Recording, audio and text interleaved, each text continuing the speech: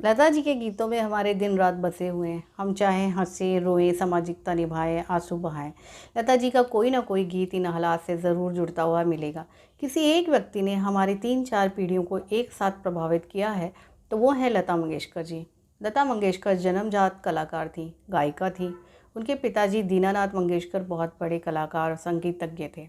इसलिए लता जी का शुरू से ही एक्टिंग से नाता लगभग 5 साल की उम्र से ही जुड़ गया था। दीनानाथ मंगेशकर मराठी थिएटर अभिनेता और संगीतकार और गायक थे। यही संस्कार उन्होंने अपने बच्चों को दिए। जब वो केवल 9 साल की थी तो उन्होंने अपने पिता की नाटक कंपनी में नारद और सुभद्रा की भूमिका निभाई। उनके पिताजी इसमें अर्जुन बने थे। ये एक दिलचस्प संयोग है कि एक नाटक के कारण ही उनका नाम लता मंगेशकर रखा गया था। उनका बचपन का नाम हेमा था। 13 साल की उम्र तक लता जी अपने पिताजी के साथ एक्टिंग और सिंगिंग करती रहीं। लेकिन जब 1945 में दीनानाथ जी की अचानक मौत हो गई तो लता जी को परिवार चलाने के लिए फिल्मों में काम करना पड़ा। अब वो नन्ही सी लेकिन घर की सबसे बड़ी बेटी थी। घर में कोई और नहीं था जो कमा सकता था। तो फिर उन्होंने मराठी फिल्मों में नायिका की बहन, नायक की बहन जैसी छोटी मोटी भूमिकाएं निभाई। लेकिन उन्हें कभी भी मेकअप करना और कैमरे के सामने काम करना पसंद नहीं था।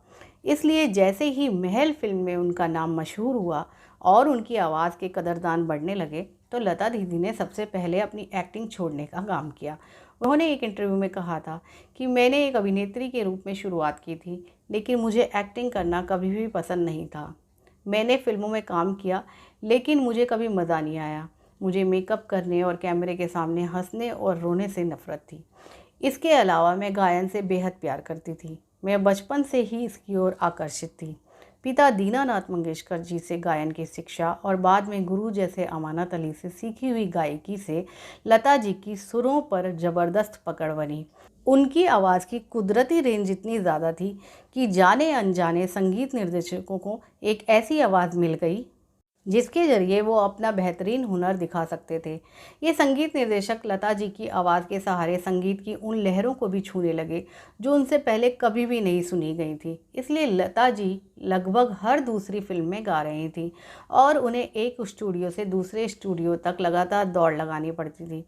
उन्हें गायकी से ही फुर्सत नहीं मिलती थी। लेकिन तभी एक ऐसा मौका आया कि लता जी अपनी नापसंद को भूल गई और खुद जाकर निर्माता से कहा कि मैं आपकी इस फिल्म में काम करना चाहती हूँ। ये फिल्म थी छत्रपति शिवाजी। ये फिल्म हिंदी और मराठी दोनों भाषाओं में बन रही थी। 1952 में रिलीज़ हुई छत्रपति शिवाजी में अभिनेता चंद्रकांत ने शिवाजी की भूमिका की थी। इस फिल्म का संगीत सी रामचंद्र ने दिया था। इस फिल्म के निर्माता की लता दीदी से पारिवारिक सदस्यता जैसी मोहब्बत थी। शिवाजी महाराज पूरे देश के नायक हैं, खासकर महाराष्ट्र में तो उनका दर्जा बहुत ही ऊपर है। इसलिए लता दीदी ने इस फिल्म के निर्माता से कहा कि बाबा मुझे इस फिल्म में काम करना है और इस फिल्म में जो मैं गीत गाऊंगी उसमें मैं स्क्रीन पर ही दिखना चाहती हूँ। इस तरह लता जी खुशी खुशी इस फिल्म में एक्टिंग करने के लिए राजी हुई। हालांकि एक बहुत ही छोटा सा रोल था। इसके बाद लता जी ने कभी भी एक्टिंग नहीं की। हालांकि राज कपूर ने शायद इसी फिल्म को देखकर सत्यम शिवम सुंदरम की स्क्रिप्ट लिखी थी और इस फिल्म में लता दीदी को लीड एक्ट्रेस लेना चाहते थे, लेकिन लता जी ने मना कर दिया। बहरहाल इस गाने में लता जी जिस सहजता से काम करती नज़र आ रही हैं उससे ये अंदाज़ा आसानी से लगाया जा सकता है कि अगर वो एक्टिंग में भी रुचि दिखाती तो यकीनन वो एक मंझी हुई एक्ट्रेस भी साबित होती। आपका क्या ख्याल है? आप अपनी राय कमेंट करके हमें ज़रूर बताइएगा।